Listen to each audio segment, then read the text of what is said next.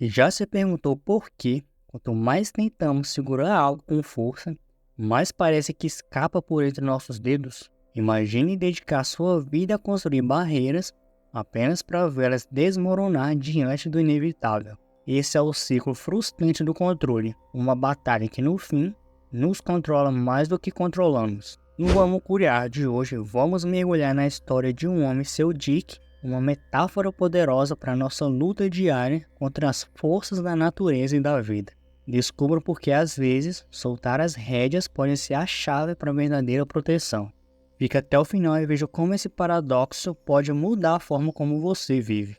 Era uma vez nos trópicos um homem que morava perto de um rio propenso a inundações durante a estação das chuvas.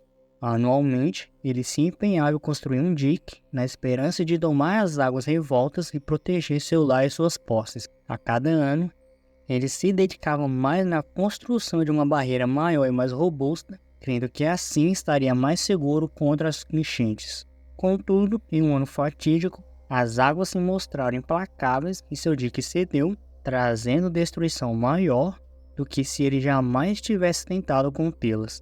Diante de seu lar em ruínas, o homem compreendeu que sua tentativa de subjugar a natureza o tornara mais suscetível às suas forças imprevisíveis e indomáveis. O homem acreditava que, com Dick, ele poderia subjugar o ímpeto da natureza e preservar seu lar das águas avassaladoras. No entanto, essa tentativa de imposição acabou por expor a um risco maior, pois depositou confiança excessiva na construção e descuidou de outras táticas de defesa contra as inundações, como um sistema de drenagem ou a utilização de sacos de areia. Ele também não estava preparado para o desastre que se seguiria em caso Dick ruísse. Assim, seu anseio por controle o deixou despreparado para lidar com as forças da natureza, tão imprevisíveis quanto indomáveis. Aqui, vemos a inutilidade de tentar dominar o indomável. Nunca sabemos o que o futuro nos reserva. Por mais que acreditemos estar blindado contra adversidades futuras, o destino sempre pode nos surpreender. E ao tentarmos controlar demais, podemos nos tornar paradoxalmente menos aptos a lidar com os caprichos do acaso. O paradoxo do controle nos mostra que, quanto mais tentamos manipular circunstâncias externas, menos controle temos, pois tentamos dominar o indominável. E assim, nossos esforços para impor controle podem, ironicamente, nos levar a resultados ainda piores. Por mais ilógico e ambíguo que pareça, esse paradoxo ressalta as limitações do ser humano e nos faz lembrar que muitas vezes, se não a maioria, nossas tentativas de controlar o universo são vãs e podem até ser prejudiciais. Esse vídeo explora o paradoxo do controle, os limites do controle. Um ato de soberba e ilusão, o rei inglês Canuto ordenou que a maré cessasse e não molhasse seus pés e vestes.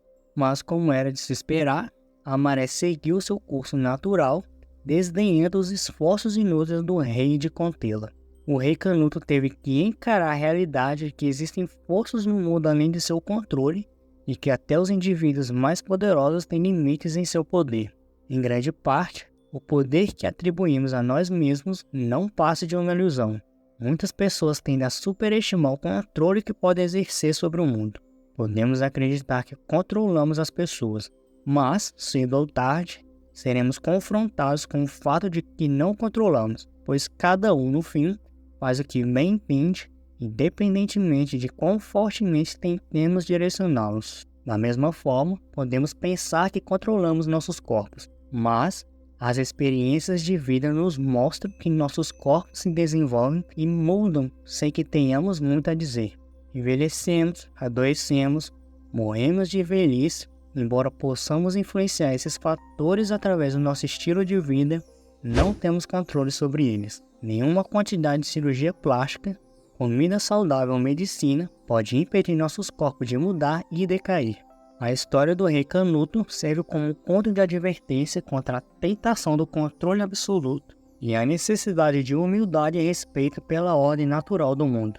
É um lembrete das limitações do controle humano sobre circunstâncias externas. Ao falar sobre as limitações do controle, não podemos ignorar uma das declarações mais profundas sobre isso, feita por Epicteto. Algumas coisas estão em nosso poder, enquanto outras não. Em nosso poder estão a opinião, a motivação, o desejo, a aversão e, em uma palavra, tudo que é de nossa própria ação. Não estão em nosso poder, nosso corpo, nossa propriedade, reputação, cargo e, em uma palavra, tudo que não é de nossa própria ação. Por mais que a visão de Epicteto seja ousada e o filósofo estoico possa ser acusado de pensar de forma binária, ela forma a pedra angular de como os estoicos abordam o mundo externo. Os estoicos, como Epicteto, mantinham uma clara distinção entre o que podemos e não podemos controlar. Ao focar nos aspectos da vida que estão dentro de nosso poder, como nossas opiniões e ações, podemos desenvolver uma resiliência interna, tornando-nos menos vulneráveis aos caprichos do destino e às forças incontroláveis da natureza. Se Epicteto tivesse presenciado a tentativa do rei Canuto de controlar uma força externa tão poderosa como o mar, provavelmente o teria chamado de touro gigante. Suponha que o rei também tentasse controlar o vento, as pessoas ao seu redor ou o envelhecimento de seu corpo. Ele descobriria que o vento é completamente ilusivo, muitas pessoas são caprichosas e desobedientes e seu corpo vive uma vida própria. Assim, quanto mais ele tenta controlar o universo, mais o universo lhe mostra quão pouco controle ele realmente tem. Que experiência humilhante seria! A história do rei Canuto e os ensinamentos de Epicteto nos lembram da importância de reconhecer os limites de nosso controle.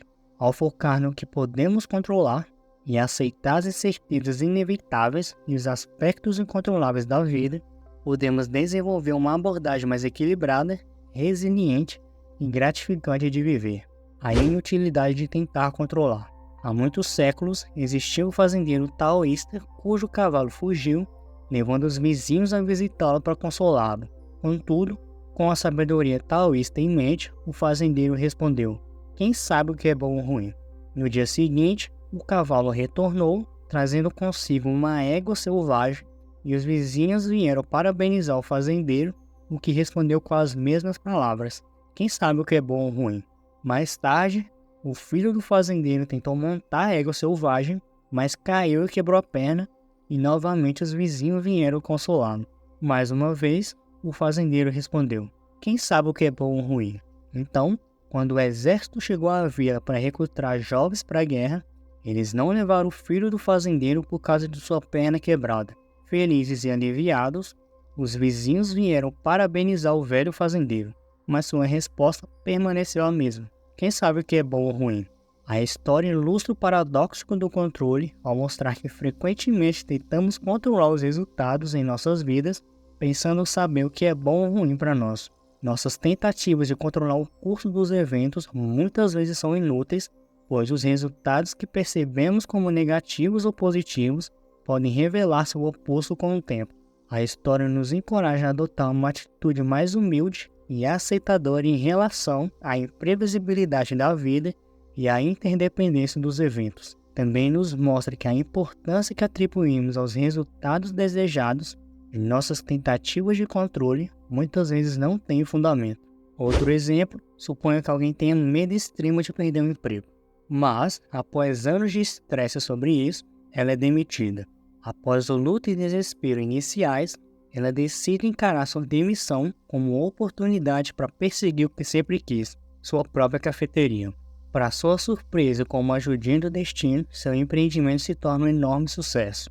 Agora, ela não apenas percebeu que ser demitida foi uma bênção disfarçada, mas também que todos aqueles anos de preocupação, lágrimas e noite em claro foram bastante inúteis. Além disso, se ela tivesse conseguido exercer influência suficiente para manter seu emprego, teria prolongado a tortura de tentar desesperadamente segurar seu emprego, pois o capricho da fortuna ainda não teria se revelado a ela. Assim, o que percebemos como fortuna pode ser um infortúnio, e o que acreditamos ser infortúnio pode ser fortuna.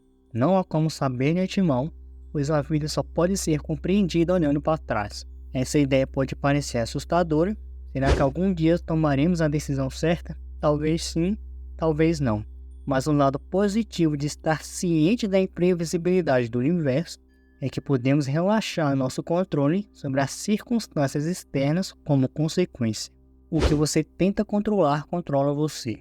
Então, qual é o paradoxo do controle? como ele funciona e o que podemos fazer a respeito.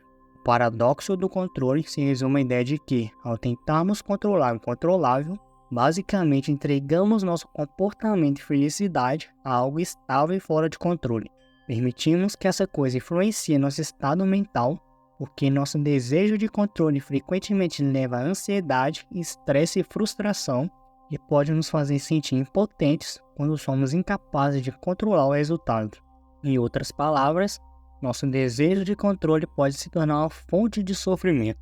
Quando tentamos controlar algo, nos apegamos a isso, queremos direcioná-lo de maneira certa. Se essa coisa externa faz o que queremos, ficamos felizes. Mas se não faz, tendemos a nos frustrar e nos irritar. Assim, a coisa que tentamos controlar agora nos controla, já que vinculamos nosso estado mental a ela. O exemplo disso é a criação dos filhos. Quanto mais tentamos controlá-los, mais eles nos controlam. As crianças são imprevisíveis e têm vontades próprias. Então as instâncias em que não farão o que queremos serão muitas. Teremos um tempo horrível se vincularmos nosso humor aos seus caprichos. Segundo Epicteto, quando tentamos controlar o incontrolável, que é quase tudo que é externo, estamos preparados para uma jornada difícil. Estaremos sempre frustrados com as ações de outras pessoas. Estaremos cheios de ansiedade sobre o que acontecerá e o que não acontecerá, e atingidos por tristeza e raiva repetidamente. No entanto, muitas pessoas ainda têm um forte desejo de controle, como se sem ele se sentissem inseguras ou talvez nuas diante do destino. Então, suas tentativas de controlar o mundo ao redor criam uma ilusão que facilmente se desfaz. Alan Watts uma vez afirmou: o desejo de segurança e o sentimento de insegurança são a mesma coisa. Segurar a respiração é perder a respiração. Então, poderia ser que o nosso desejo de controle venha de insegurança? E se for o caso, do que estamos inseguros?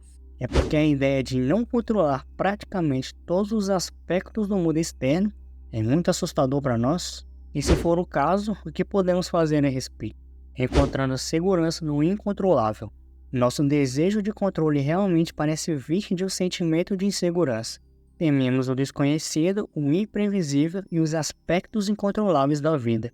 Como resultado, tentamos exercer controle sobre o mundo externo, apegando-nos à ilusão de que podemos de alguma forma nos proteger do caos e da incerteza que a vida traz. Mas ao fazer isso, muitas vezes ignoramos o fato de que a verdadeira segurança e paz de espírito não podem ser encontradas no controle do mundo externo, mas sim no cultivo de uma resiliência interna e aceitação da natureza incontrolável da vida.